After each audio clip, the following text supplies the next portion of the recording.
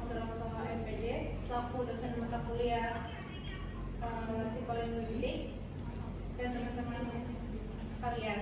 Izinkan saya mempresentasikan hasil rangkuman saya. Yang pertama ada pendahuluan bab 1 yaitu mengenai psikolinguistik. Apa itu psikolinguistik? Psikolinguistik adalah ilmu yang mempelajari hubungan antara bahasa dan pikiran. Ilmu ini meneliti bagaimana manusia memperoleh, memahami, dan memproduksi bahasa serta bagaimana bahasa mempengaruhi proses kognitif manusia.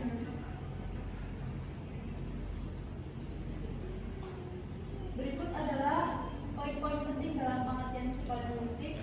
Teman-teman bisa lihat ada gabungan dua bidang ilmu, yaitu psikolinguistik merupakan gabungan dari ilmu psikologi dan linguistik. Mungkin teman-teman sudah mengetahuinya. Kemudian ada fokus pada proses mental. Ilmu ini atau ilmu psikolinguistik itu berfokus pada proses mental yang terjadi saat manusia menggunakan bahasa, seperti saat berbicara, mendengar, menulis, dan membaca. Kemudian ada memahami penggunaan bahasa. Psikolinguistik bertujuan untuk memahami bagaimana manusia menggunakan bahasa dalam kehidupannya sehari-hari.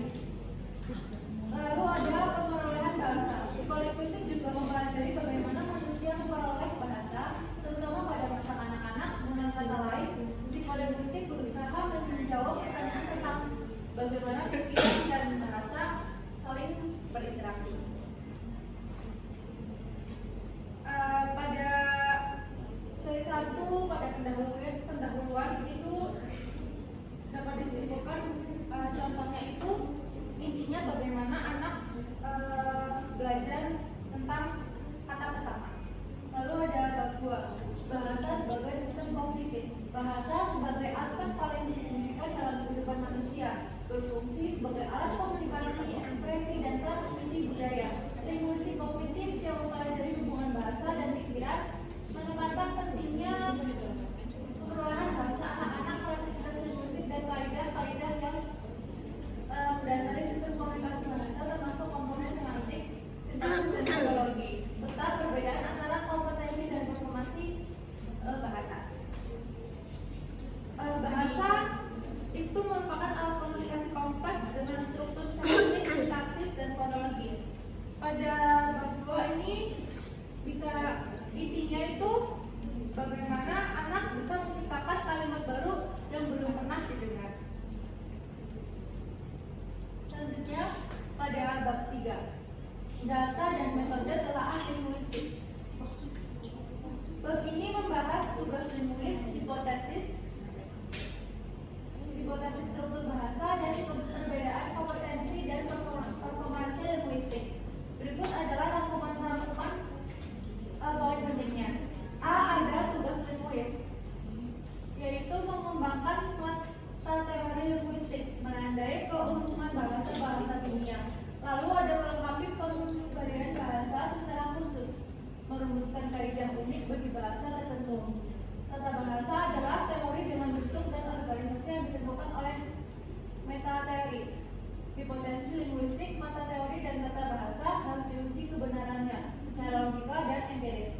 Lalu pada poin B, hipotesis mengenai struktur bahasa khusus. Linguistik adalah ilmu empiris yang menjelaskan pendapat pembicara asli mengenai kalimat.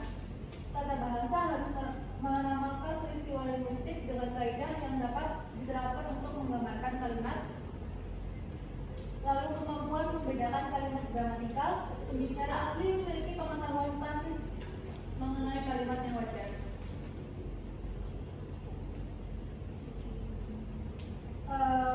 Bisa dilihat inti pada bab 3 itu linguis membuat teori bahasa berdasarkan hipotesis dan kompetensi performansi. Contohnya kalimat misalkan kalimat dia melihat hewan anjing atau hewan apapun itu menggunakan teropong, bisa ambigu karena struktur kalimat-kalimat tersebut.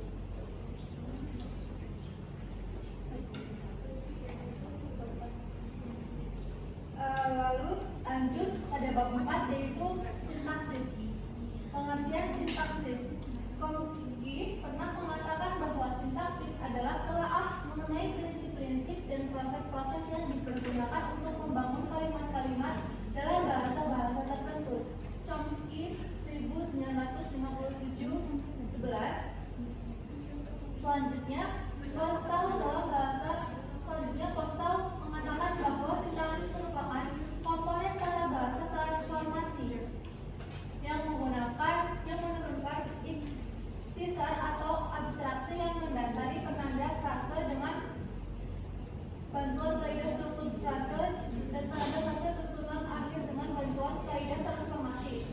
Karl Matthias 1972-1117, bahkan Chomsky kemudian menambahkan bahwa sintaksis merupakan sistem dasar yang menurunkan struktur dan merupakan sistem transformasi yang memetakan struktur dalam menjadi struktur permukaan. Karl Matthias 1972-1117. Yang B, kaidah struktur frasa atau PS rules.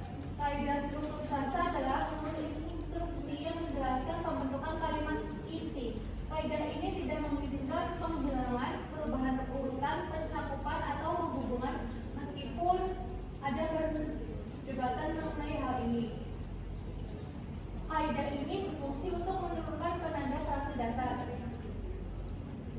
Yang C, kaidah transformasi rules. Kaidah transformasi mengubah penanda frase dasar menjadi penanda frase turunan. Kaidah ini dapat berupa transformasi yang sederhana atau generalisasi. Kemudian kaidah ini selalu menuliskan kembali kalimat lengkap. Fungsi kaidah ini adalah untuk memetakan struktur dalam menjadi struktur permukaan. Dan dia ada komponen sintaksis. Komponen sintaksis adalah pusat tata bahasa yang menentukan arti kalimat dan menggambarkan kreativitas bahasa. Komponen ini menghasilkan struktur dalam melalui kaidah, kategori, dan mengubahnya melalui kaidah transformasi. Kaidah kategori menghasilkan kalimat dasar, sedangkan kaidah transformasi menambah, mengurangi, dan mengubah urutan. Yang E, ada penerapan kaidah-kaidah pada derivasi tunggal. Kaidah transformasi dapat diterapkan secara terpisah pada berbagai jenis kalimat aktif, pasif, afirmatif, negatif, dan lain-lain. Kalimat yang menggabungkan berbagai proses dapat diturunkan oleh kaidah yang sama. Yang F, kaidah rekursif dan kalimat kompleks. Kaidah rekursif memungkinkan pemanjangan kalimat dengan memasukkan simbol yang telah muncul sebelumnya. Kalimat kompleks mengandung kalimat-kalimat lain, kalimat serupan atau klausa pada struktur dalamnya. Kalimat serupan embedded sentences adalah anak kalimat. Kalimat sederhana dapat digabung untuk membentuk kalimat kompleks. Verb dapat muncul dengan dengan alat pelengkap, tanpa alat pelengkap, maksudnya yang mempengaruhi pemahaman bahasa. Setiap kaidah mengandung generalisasi yang signifikan secara linguistik. Sifat keberulangan bahasa dijelaskan melalui kalimat cakupan dan kalimat komplement. Pada bab 4 itu contohnya, pada bab 4 itu intinya struktur dalam atau makna dan permukaan untuk kalimat kaidah transformasi ubah satu ke yang lain. Misalnya Budi menendang bola bisa diubah jadi bola dendam putih. Lalu ada bab 5, komponen penafsir. Pada bab ini bisa dilihat yang A itu ada komponen fonologi. Komponen fonologi mengubah struktur permukaan sintaksis menjadi gambaran fonetik. Lalu tujuannya adalah untuk memberikan interpretasi fonetik terhadap gambaran sintaksis kalimat. Penting untuk membedakan antara gambaran fonetik secara fisik dan secara linguistik. Lalu font dipandang sebagai berkas-berkas. Ciri-ciri fonetik. Gambaran fonetik dan fonetik dihubungkan oleh kaidah fonologi. Kaidah fonologi diterapkan secara berurutan pada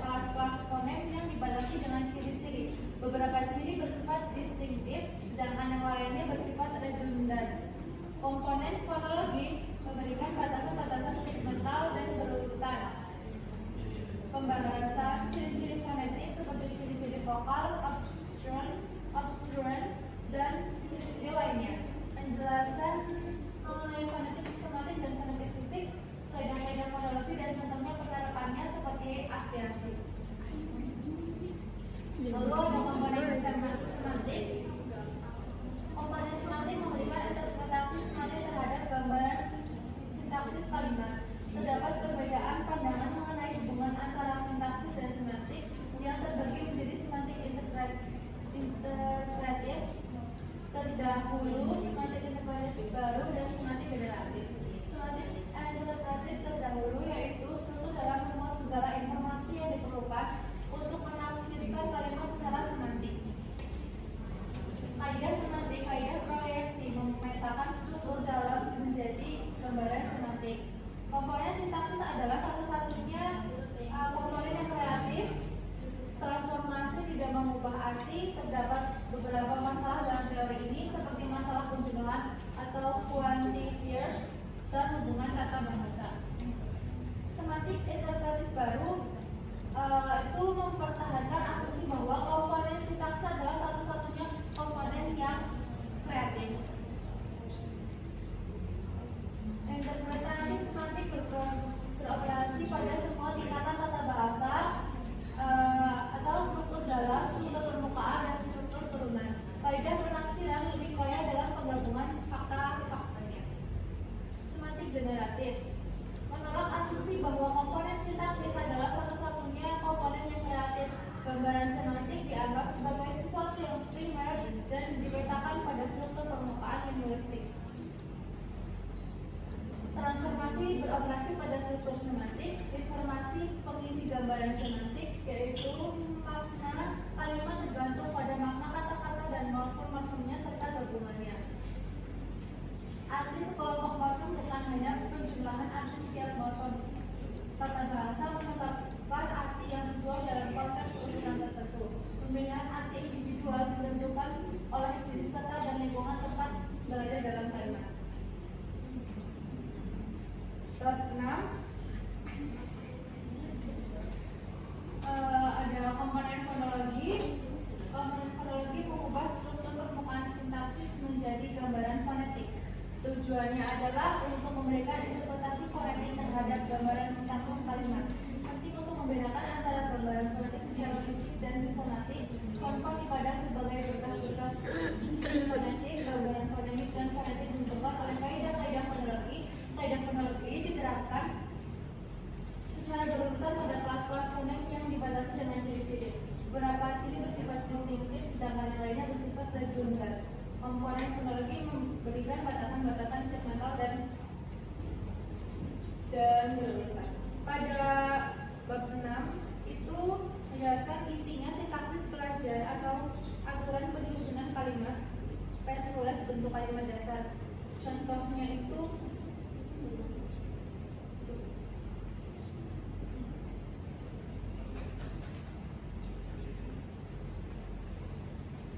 sebentar ya.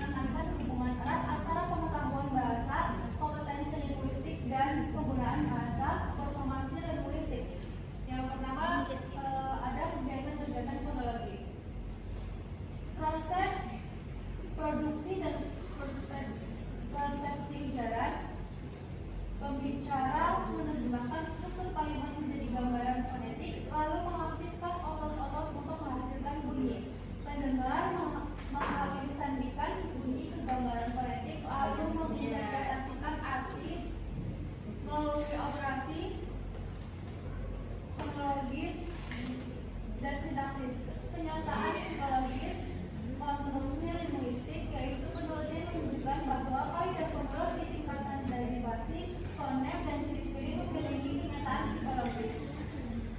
Anak-anak dan orang dewasa menunjukkan kemampuan menggunakan kaidah linguistik secara produktif, kenyataan psikologis dari kaidah-kaidah linguistik.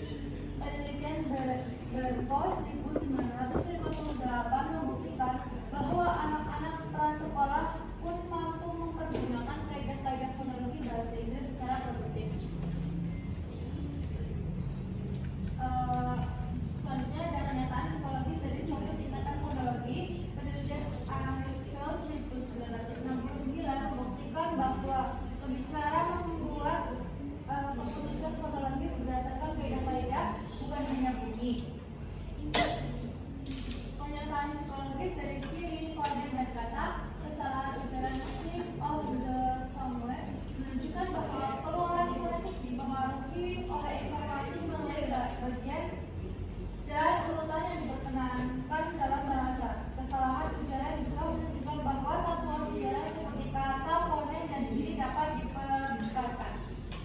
Yang B, tingkatan fonetik sistematis, gambaran linguistik, dan artikulasi bunyi ucaran. Hubungan antara gambaran fonetik dan artikulasi, hubungan ini tidak langsung tetapi diantarai oleh sistem pengorganisasian yang kompleks. Fenomena artikulasi menunjukkan bahwa bunyi ujaran tidak diartikulasikan dalam urutan membujur yang sempurna. Lalu ada poin-poin dari hipotesis sasaran artikulasi. Menyatakan bahwa font mengarah pada sasaran artikulatori tertentu meskipun cara mencapainya dapat bervariasi. Hipotesis sasaran akustik menyatakan bahwa sistem pengorganisasian ujaran mampu menggambarkan bunyi secara akustik. Yang C, ada persepsi ujaran, batasan, dan tugas. Persepsi ujaran adalah proses menginterpretasikan tanda ujaran sebagai untaian fonetik. Ini menghubungkan peristiwa fisik atau tanda ujaran dengan peristiwa linguistik abstrak atau gambaran. Tanda ujaran terdiri dari variasi tekanan udara yang dihasilkan oleh mekanisme artikulatori. Sumber bunyi utama adalah fonasi dan sumber supraglotal. Spektograf bunyi, alat untuk menganalisis tanda bunyi berdasarkan frekuensi, intensitas, dan durasi. Lalu ada persepsi vokal dipengaruhi oleh format pita atau pita frekuensi yang diperkuat dan konteks ujaran. Vokal IPA memiliki perbedaan akustik dan perseptual yang besar. Persepsi letus murni melibatkan perbedaan daerah artikulasi dan penyuaraan. Voice onset time atau VOT penting dalam membedakan letus bersuara dan tak bersuara. Sifat kategori persepsi ujaran, pendengar merasakan perbedaan antara kategori fonem tetapi tidak di dalam kategori fonem. Artikulasi pada ujaran yang berhubungan, yaitu artikulasi membuat kode sandi dalam ujaran menjadi lebih rumit. Pada bab 7 itu contohnya itu transformasi ubah kalimat dasar jadi bentuk lain, menjadi pasif atau tanya. Misalkan contoh kalimatnya itu dia makan nasi, itu pasif menjadi kalimat tanya, apakah dia makan nasi, seperti itu. Bab 8 ada pengertian dan bidang utama performansi tata bahasa.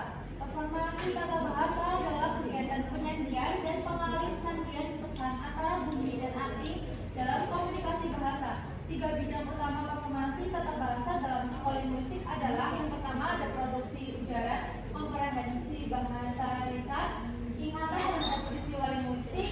Tujuan psikolinguistik kognitif kontemporer adalah untuk memahami bagaimana manusia menghubungkan bunyi dan arti. Yang B,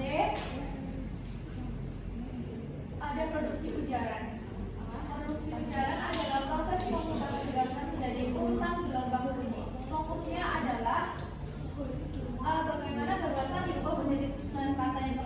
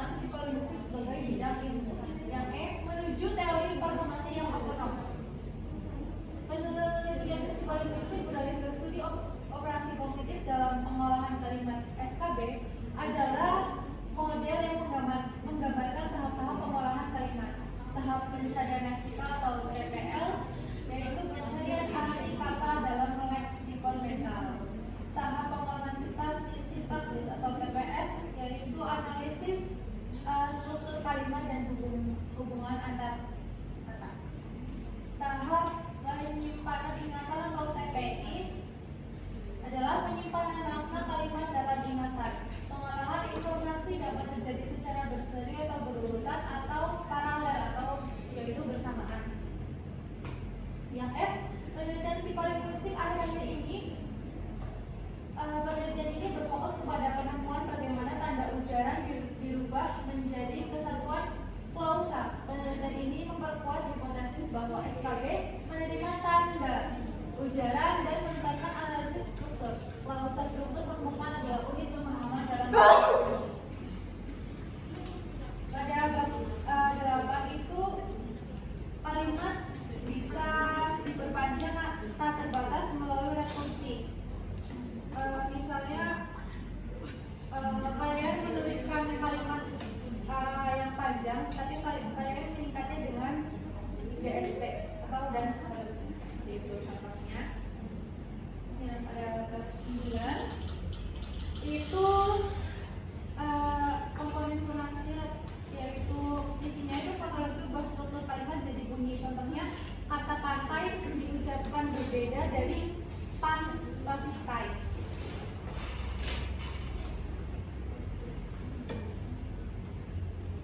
Yang terakhir itu ada psikolinguistik dalam pembelajaran bahasa oleh Iis Siswawati. Berikut ada artikel yang saya baca, yang saya rangkum. Itu membahas peran psikolinguistik dalam proses pembelajaran. Psikolinguistik adalah cabang ilmu yang menggabungkan psikologi dan linguistik untuk mempelajari perilaku berbahasa, baik yang tampak itu berbicara dan menulis, maupun tidak tampak itu memahami dan berpikir. Psikolinguistik berperan penting dalam pembelajaran bahasa karena membantu guru untuk memahami proses mental siswa saat menyimak, berbicara, membaca dan menulis. Dengan memahami aspek kognitif, afektif dan psikomotor siswa, guru dapat memberikan solusi terhadap kendala belajar dan meningkatkan kualitas pembelajaran.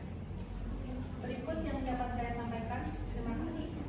Apabila ada yang ditanyakan, silakan.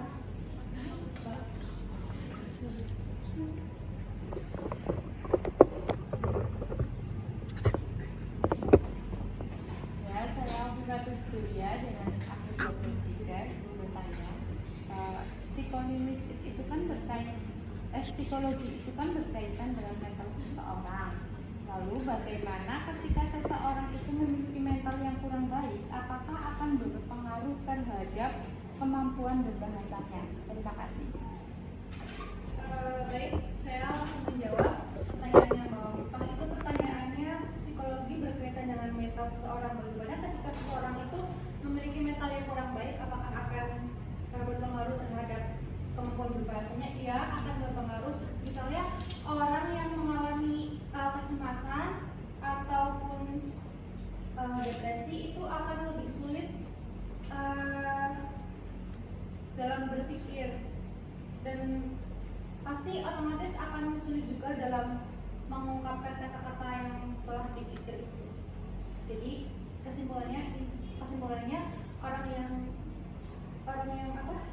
memiliki mental kurang baik itu akan sulit dalam belajar bahasa. Terima kasih.